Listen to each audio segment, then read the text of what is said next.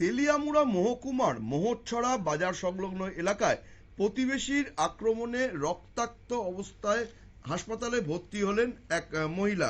এই ঘটনাকে কেন্দ্র করে তীব্র চাঞ্চল্য দেখা দিয়েছে। গুরুতর ওই জখম মহিলার নাম জ্যোৎস্না দেবনাথ এবং অভিযুক্তের নাম লক্ষণ দেবনাথ।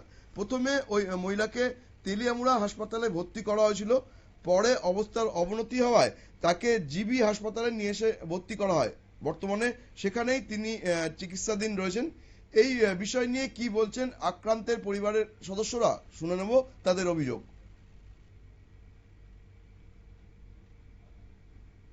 তো সবসময় মাটি নেই, এনারা যদি মানা করে তাই কয় যে আমি নেবো, তুমি কি করবা, তুই কি করবি, ভালো কথা।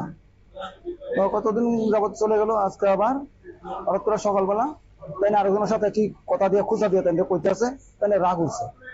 তাই আগে তুমি আমার এখানে বহাবি করো আরেকজনের সাথে আমার কথা দিয়া, আমি তো তোমার লোক কোনো কথা কইছি না। বাস আসছে তারপরে তাই এই পুরুষ লোকটা বহাবিদ্য করতেছে খারাপ ভাষা দিয়া। তো খারাপ ভাষা কথা তাই একটা ভাষা কইছে, কোয়ার পরে তাই কইছে আগে আয় তোরা দেখমু। পুরুষ লোকটা হ্যাঁ আমাদের পাশের বাড়ি। মাটি কার জায়গা থেকে? মাটি আমাদের জায়গা থেকে, সরকারি রাস্তার পাশে মাটি ফেলা নিতেছে, এখান থেকে আমরা আনি। মানে আমার মাটি ফেলাইয়া নতুন বাড়ি করা হয়েছে, মাটি ভাঙ্গা যায় থেকে এই মাটিটা আমি নিয়ে আস্তে আস্তে করে তাই নিয়ে মানা করা হয়েছে। সরকারি মাটি সরকারি বই। তো কোম্পানির লোক কাছে তোমরা আস্তে আস্তে নেও, জেসিবি টেসিবি লাগাইও না, তোমরা নিজেরা নেও। হ্যাঁ, তো আমরা এটি আনি। তাই না এখন এই আজকে সকালবেলা গালি গালাজ করছে, এরপর যখন কইছে তুই আয় তোরে দেখবো, যাওয়ার পরে কোদাল উঠে মারছে তেনের মাথা। হ্যাঁ,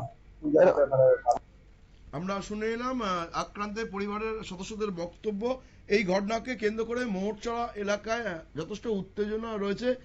অভিযুক্তের শাস্তির দাবি করেছে আক্রান্তের পরিবারের লোকেরা। নজর রাখবো পরবর্তী সংবাদের দিকে, তার আগে নিয়ে নেব ছোট্ট বিজ্ঞাপন বিরতি।